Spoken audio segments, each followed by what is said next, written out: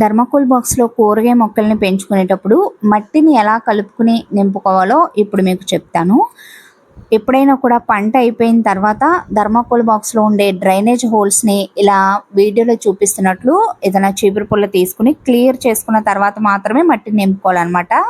అలాగే డ్రైనేజ్ హోల్స్‌ని మనం రాయితో కానీ, పెంకు ముక్కతో కానీ కవర్ చేసుకున్న తర్వాత మట్టిని నింపుకోవాలి. లేదంటే డైరెక్ట్‌గా దీనిలో మట్టి వేసేసామనుకోండి, ఆ హోల్స్ అనేవి పూడిపోయే అవకాశం ఉంటుంది. అలాగే మనం వాటర్ అది చేసినప్పుడు ఆ బురదలాగా మట్టి కిందకి కారకుండా డ్రైనేజ్ హోల్స్‌ని మనం కవర్ చేసుకున్న తర్వాత మట్టిని వేయటం వల్ల ఓన్లీ ఎక్సెస్ వాటర్ మాత్రమే కిందకొస్తదనమాట.